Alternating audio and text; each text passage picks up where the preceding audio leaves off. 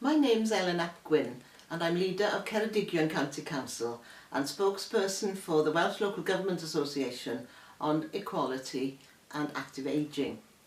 I'm pleased to be part of Hate Crime Awareness Week because it's an important opportunity to send a message that prejudice and hate are not acceptable and victims don't have to suffer in silence. It's also an opportunity for public service organisations to show our commitment to doing something about it.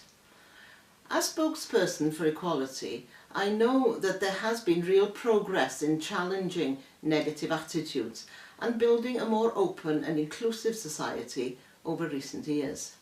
But unfortunately, there are still some people who harbour prejudice and perpetuate hate against others, just because they perceive them to be different, whether this is because of their religion, their race, their disability, sexual orientation or gender identity.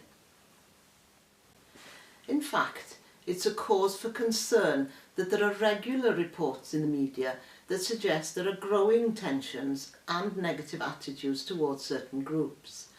This makes it even more important that we send out a clear message that hate won't go unchallenged and victims won't go unsupported.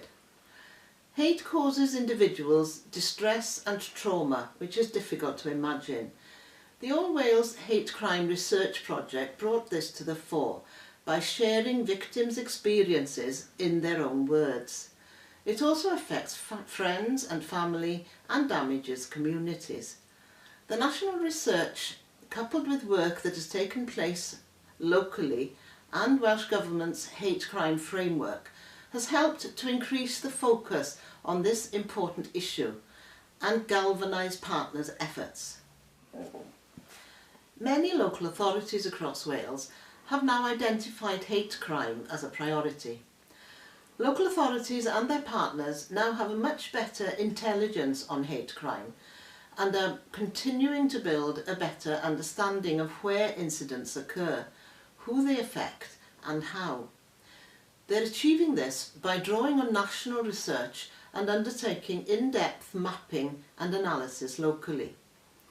There's also been a focus on staff training to make sure that they can recognise hate crime and know how to respond to it. There have also been efforts to increase reporting, and local authorities are now working with Wales' newly established National Hate Crime and Incident Report and Support Centre, which will provide support to victims right across Wales. An important aspect of many local authorities' work to tackle hate crime has been with children and young people. We know that if we're going to build a fair and just society for the long term, working with children and young people is a great place to start. For that reason, local authorities are working with schools to tackle negative attitudes and stereotypes in order to reduce identity-based bullying, with a view to reducing hate crime over the longer term. Much of this work is being delivered in partnership with Show Racism the Red Card, and the outcomes are impressive. Another example are the gay-straight alliances established in a number of Cardiff schools.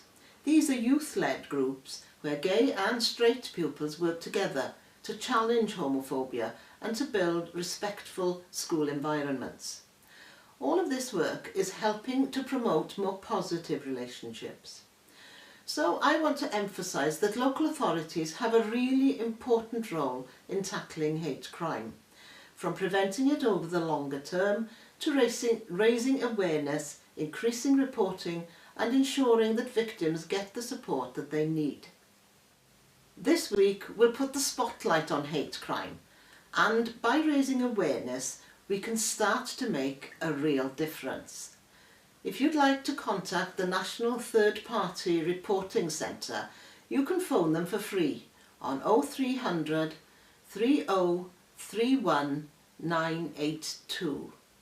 If you're in immediate danger, call 999, and for non-emergencies, call 101. Please also follow the hashtag to keep up to date with all the news activity that's happening across the week.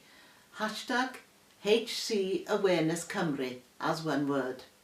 Thank you.